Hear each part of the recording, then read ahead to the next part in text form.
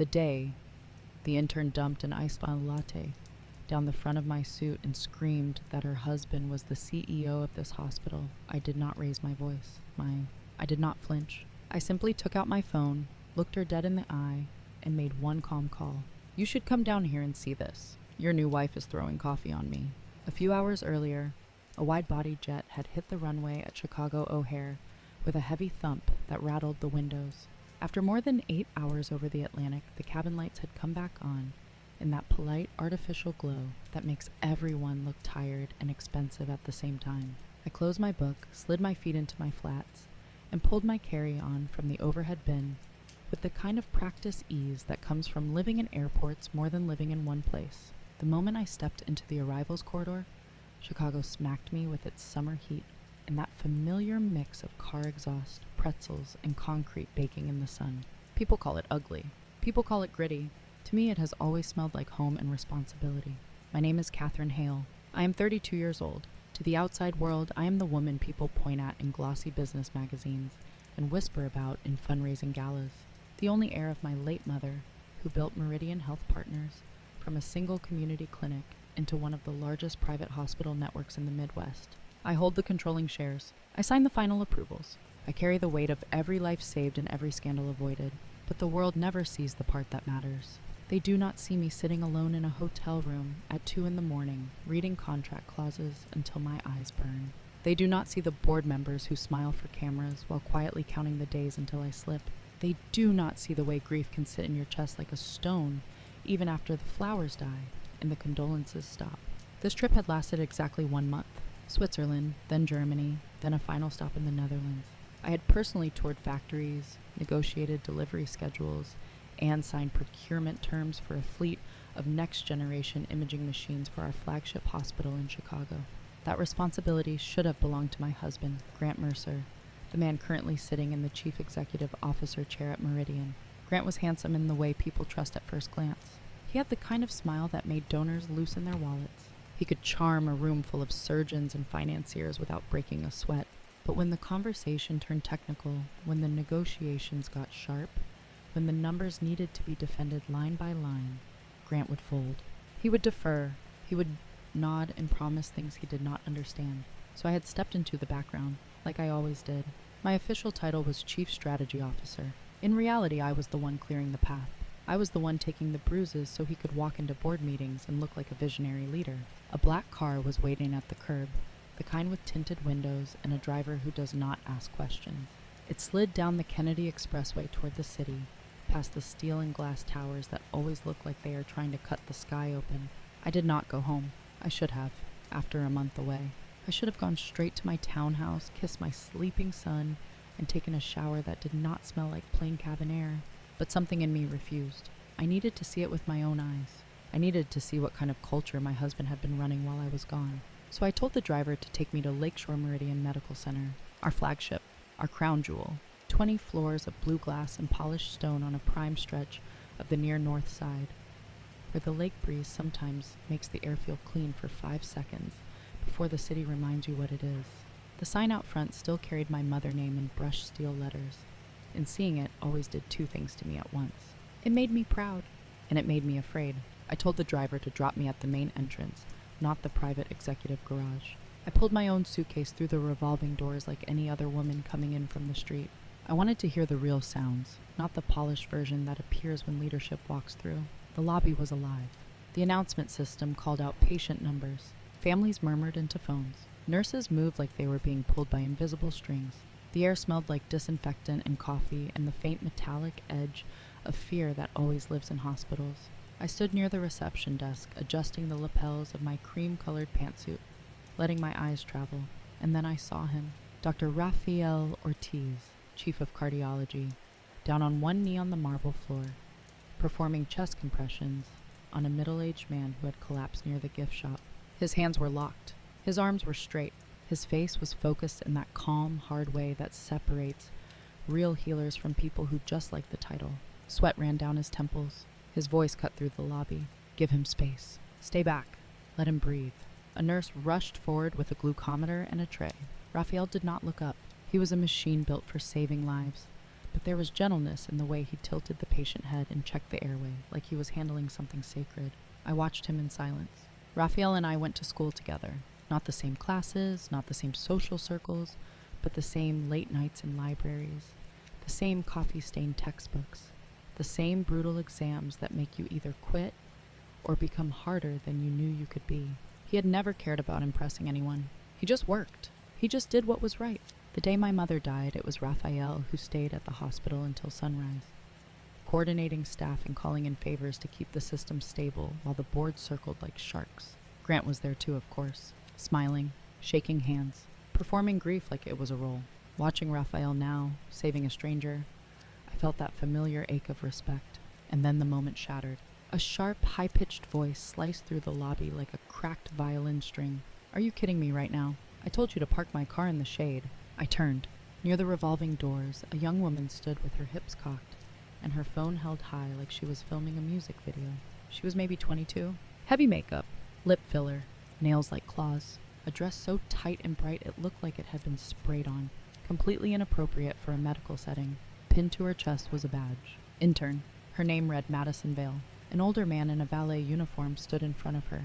His shoulders were bent. His hands trembled slightly. A veteran cap sat on his head, faded with years. I recognized him immediately. Mr. Klein. He had worked at Lakeshore since before my mother expanded Meridian. He was the type of employee people forget exists until the day they need him. "I am sorry, miss," he said, voice quiet. "We have been busy with ambulances. I will move it now." Madison rolled her eyes so hard it looked painful. "You move like a fossil. How do people like you even get jobs here? This is supposed to be a top hospital. 5-star, not some bargain basement clinic." Then, without missing a beat, she spun toward her phone and flipped her expression like a light switch. Her face turned into a smile so fake it made my skin crawl. "Hi guys. Good morning. Your girl Madison is literally dealing with the most incompetent staff. But it is fine. I stay positive. I stay cute. Drop some hearts for me." I glanced at the clock above the reception. 9:15 in the morning. Shift start was 8, an hour late. Out of dress code. Harassing staff. Live streaming in the main lobby like it was a stage. I felt heat crawl up my neck, that slow burn of anger that does not explode right away. It tightens. It concentrates. It waits. The contrast was disgusting. Raphael, on his knees, saving a life with sweat dripping onto marble. Madison filming herself while humiliating an elderly man. I tightened my grip on my suitcase handle and walked toward them. I touched Mr. Klein's shoulder gently, letting him know he was not alone. His eyes widened when he recognized me, and he opened his mouth to greet me properly. I raised one finger. Quiet. I did not want my identity announced yet, not until I saw how far this would go. Then I turned to Madison. "Excuse me," I said, voice low and even. "This is a hospital, not a filming set, and that man is doing his job. You are late. You are in violation of dress code. You are causing a disturbance. Put your phone away." Madison looked me up and down like I was something stuck to her shoe. "Who are you?" she snapped loud enough for her live stream to catch. "Some patient relative. Some bored woman with nothing better to do. I am talking to my employee." Employee. She called the valet her employee. Then she shoved her camera closer to my face. "Look at this, everybody. Some bitter lady is trying to police me. You can tell she is jealous. Probably got left by her man. Now she wants to bully a young healthcare worker."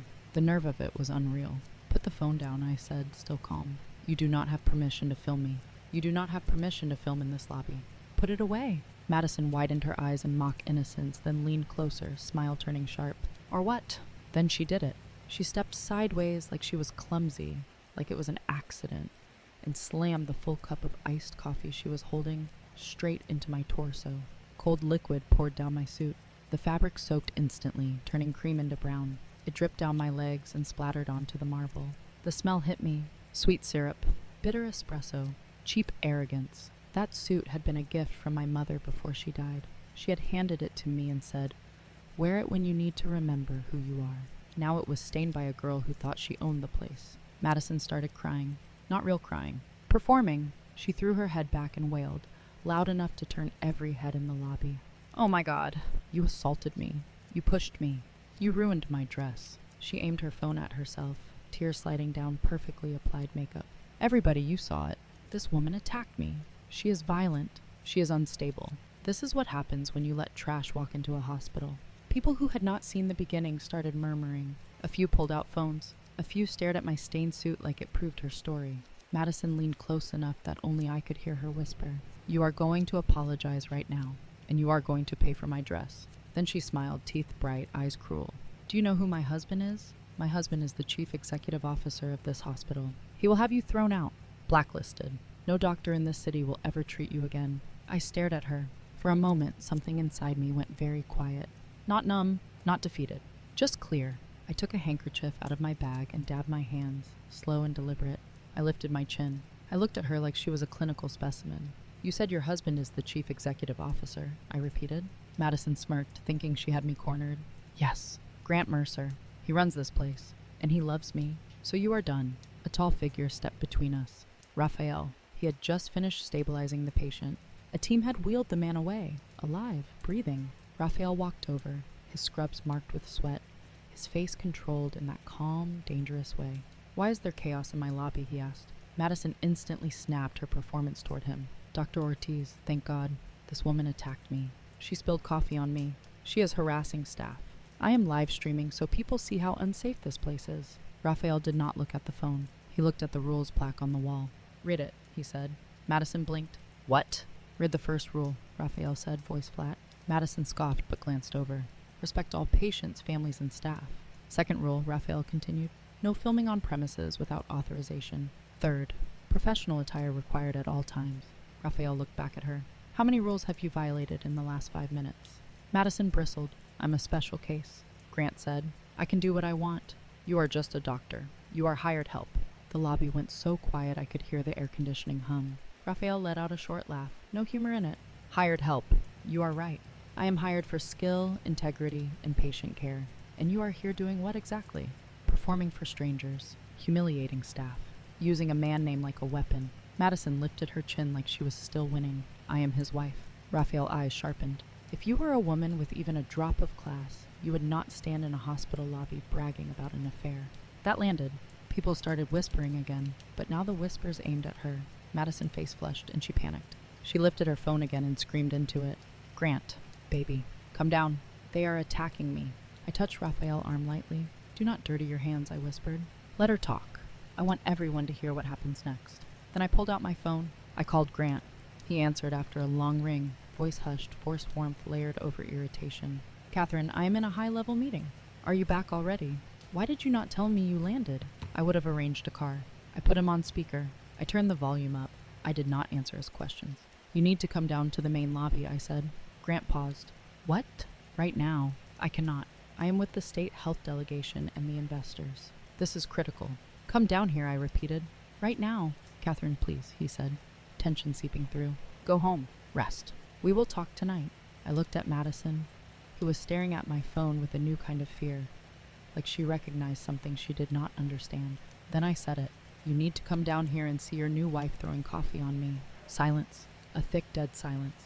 For 1 second, I could picture him. The way his face would drain. The way his throat would tighten. The way his mind would scramble. Then he spoke, voice cracking. Catherine, what are you talking about? What new wife?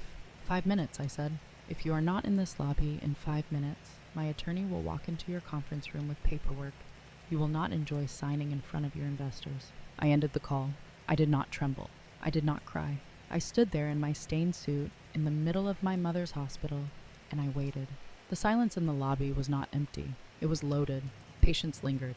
Nurses slowed. Security watched from the corners. Madison gripped her phone so hard her knuckles went white. Who are you? She whispered. I smiled at her, small and cold. Do not stop filming, I said. Keep it rolling. Let them see how your husband handles his legal wife. 5 minutes later, the executive elevator doors opened. Grant Mercer stumbled out like a man running from a fire. His suit was wrinkled. His tie was crooked. Sweat shined on his forehead. His eyes darted across the lobby until they locked onto me. And in that instant, I watched him understand that his life had just split open. Madison practically ran to him, clinging to his arm. Baby, thank God. Tell them who I am. This woman attacked me. Dr. Ortiz is bullying me. Grant froze. His body went stiff under her grip. He stared at me like he was staring at a loaded gun. I tilted my head. Grant, I said softly, go ahead. Do what she asked. Show everyone who is in charge. Madison shook his arm, desperate. Say it. Fire her. Call security. Make her apologize. Grant turned to Madison, and his eyes changed. Not love. Not desire. Hate. Pure, terrified hate. Then he slapped her. The sound cracked across the lobby. Madison stumbled back and fell on the marble. Her phone skidded away, still recording, camera catching the ceiling lights spinning like a dizzy halo. Grant screamed at her. "Shut up. Stop. You are not my wife. I do not even know you. You are delusional." The lobby gasped. Madison stared up at him, hand pressed to her cheek, shock turning into fury. "You do not know me," she shrieked. "Then who was in my bed at the peninsula last night? Who signed the papers for the condo in River North? Who promised me you would divorce her as soon as she came back from Europe?" Grant lunged toward her like he wanted to silence her. Raphael stepped in and shoved him back with one firm hand. "Enough," Raphael said. "You are disgracing this hospital." I walked forward, slow. The click of my heels sounded like a verdict. "Grant," I said, voice flat, "you want to pretend you do not know her. Fine. Explain why her badge has unrestricted access to your executive floor. Explain why her account received $2 million from a shell vendor tied to our equipment procurement budget." Grant's face went gray. He opened his mouth, then closed it. He tried to recover. "Catherine, listen. It is not what it looks like. She is lying. She is obsessed. She tricked me." He dropped to his knees, right there in the lobby. He grabbed the hem of my suit jacket, coffee still drying on the fabric. "Please," he whispered. "Please. 10 years. Our son. The board. Do not do this here." I looked down at him. I felt nothing but a quiet disgust. 10 years, I repeated. "When you stole money meant for patient care to buy her a condo, did you think of 10 years? Grant started sobbing. Not grief. Fear. Then a familiar voice cut through the crowd. "Madam Hale." My attorney, Naomi Pierce, walked in with a thick folder tucked under her arm like a weapon. She wore a dark suit, hair pulled back tight, eyes sharp. The kind of woman you hire when you want the law to feel like a blade. She handed the folder to me. Bank statements. Property contract. Security footage. Vendor trail. All verified. All admissible. I opened it and let the pages slide onto the floor in front of Grant. Paper scattered like fallen leaves. Numbers. Names. Dates. Signatures. People leaned in. The truth has a smell. It smells like ink and panic. Grant stared at the evidence and made a sound like a dying animal. Madison, still on the floor, began to sob in a different way. Not fake now. Real. Because she finally understood she was not the star of a fairy tale. She was the accessory in a crime. I lifted my head and let my voice carry. "My name is Catherine Hale," I said, chair of the board for Meridian Health Partners. The lobby went still. Effective immediately, Grant Mercer is terminated from his position as Chief Executive Officer for ethical violations and suspected felony embezzlement. Security, escort him off the premises. 2 guards stepped forward. Grant grabbed at my ankle, desperate. "Catherine, please." I stepped back. "I am done," I said. And in that moment, something in me shifted, like a door closing, like a chain snapping. The silence was over. Grant was hauled to his feet and dragged toward the exit. His expensive shoes scraped on marble. His suit jacket twisted. He tried to look dignified, but dignity does not survive when truth is holding you by the throat. I turned to Naomi. "Freeze every joint asset. Lock every account. File the divorce petition today. I want him unable to move $1 without a judge permission." Naomi nodded. "Already drafted. Ready for your signature." I looked at Raphael. "Dr. Ortiz," I said, "the chief executive role cannot sit empty. We need leadership that has earned trust. Starting now, you will serve as interim chief executive officer until the board votes formally." Raphael blinked, surprised. Then he straightened. "Yes, Madam Hale?" Applause erupted. It started with nurses, then physicians, then staff. Not for power, for relief, for the feeling that someone had finally cleaned the rot out of the building. Madison tried to crawl away. Naomi stepped in her path. "Ms. Vale," Naomi said, calm as a courtroom, "you are being terminated from your internship for misconduct. You will also be subpoenaed as a recipient of stolen funds. That condo will be seized. Every luxury purchase will be traced. You will return every cent." Madison shook, eyes wild. "Please." "I did not know. He told me he was going to divorce you. He said you were cold. He said you did not love him. He said he deserved happiness." I leaned down, close enough that she could smell the coffee on my suit. "He said whatever you needed to hear to become useful," I said. "But you still chose to humiliate an elderly man. You still chose to throw coffee. You still chose to brag about power you did not earn." Madison sobbed harder. Security escorted her out. The lobby slowly returned to motion. People went back to work. The announcement system resumed. A child laughed somewhere near pediatrics, but I stood there feeling like my bones had been hollowed out. Winning does not always feel like winning. Sometimes it feels like you just amputated a limb to survive. That afternoon, I went home and kissed my son's forehead while he slept. I washed the coffee-stained suit with shaking hands, not because it could be saved, but because I could not stand the idea of leaving my mother gift dirty. Then the real war began. Because Grant did not disappear quietly. That evening, my phone lit up with alerts. Headlines, clips, edited videos. A story spreading like a virus. Billionaire heiress attacks intern in jealous rage. Hospital coup staged by chair and lover doctor. Chief executive officer framed by wife and her boyfriend. They had taken Madison live stream and cut it like a blade. They removed the parts where she insulted Mr. Klein. They removed the part where she threatened me. They kept only my stern face. Raphael standing beside me. Grant on his knees. They poured a narrative over it like poison. Thousands of comments appeared within minutes, too fast to be organic. She looks evil. He looks terrified. The doctor is obviously her lover. Rich people always get away with it. Naomi walked into my living room with her laptop open and her jaw tight. It is a coordinated campaign, she said. Bot accounts. A black public relations firm. Funding came from a private account, but the trail is familiar. Grant moved money before we froze everything. I stared at the screen until my eyes burned. He could not win legally, so he wanted to win emotionally. He wanted to stain my name so badly that the board would flinch. He wanted to pressure me into a settlement, or punish me for daring to end his fantasy. I stood. No, I said. Naomi raised an eyebrow. No to what?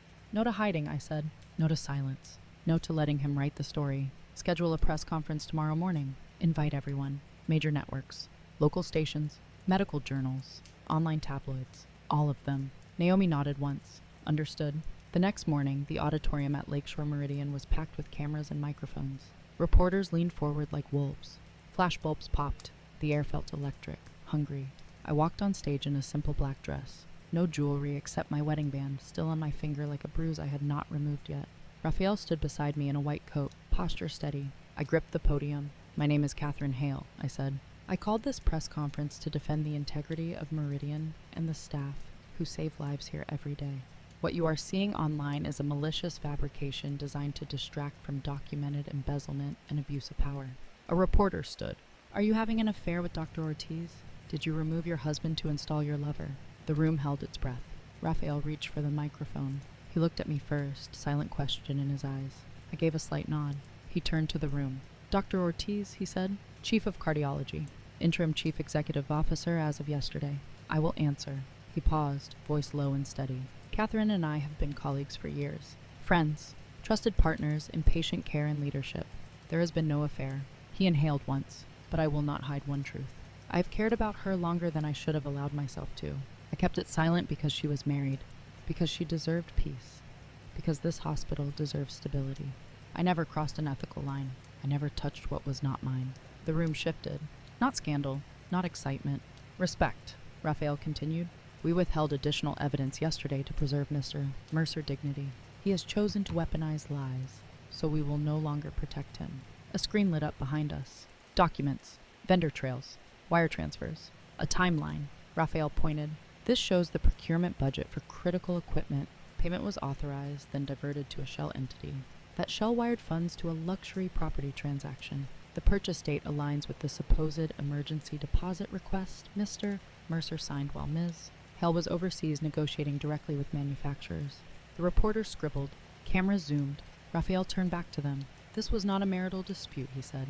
This was theft from patient care. It delayed equipment that saves lives. I took the microphone again. I will not argue on the internet, I said. I will argue in court. We have filed for divorce. We have frozen assets. We have submitted evidence to the district attorney. Meridian will cooperate fully. Then I leaned forward, voice dropping. And to the people spreading edited clips, I have one question. If you were the one who built a hospital, who carried it through grief, who protected it while someone you trusted stole from it, would you stay silent to look polite, or would you cut the cancer out in public so the body could live? By noon, the narrative flipped. Not because of my anger, because of receipts. The truth is not always loud, but it is heavy. It crushes lies if you let it land. Grant was arrested within weeks. Federal charges, wire fraud, embezzlement, misuse of funds tied to healthcare contracts. Madison was charged as a recipient of stolen funds. Her condo was seized. Her influencer career evaporated overnight. The same people who cheered her live stream called her a parasite the moment the money trail surfaced. The board tried to squirm. A few old men tried to blame me for appointing my husband in the first place. Naomi handed them a folder of internal emails showing Grant had been recommended by those same men. Pushed through as a puppet they thought they could control. They went quiet. Raphael and I rebuilt. We cleaned departments. We implemented compliance checks that could not be bypassed with charm. We reinstated staff who had been punished for reporting issues. We upgraded security and prohibited filming with real enforcement. 1 year later, I stood in the atrium of Lakeshore Meridian as we unveiled a new wing dedicated to my mother, funded by donations that poured in after the scandal because people saw what we did with the truth. My son ran ahead of me, laughing, chasing the echo in the glass. Raphael walked beside me, not as a savior, as a steady presence, a man who showed up when it mattered. I finally removed my wedding band that night, alone, and placed it in a small box. Not as revenge, as closure. And here's the part everyone asks me. Do I feel satisfied? Sometimes. But more often I feel something quieter, a clean emptiness where a lie used to live. A peace that comes only after you stop begging for someone to love you correctly. So let me ask you what I still ask myself on the hard nights. Was I too ruthless for detonating my husband's double life in the main lobby, in front of patients and staff? Or was that the only way to protect the hospital and the people inside it? And if you were standing in my coffee-stained suit, would you have stayed silent, or would you have made the call?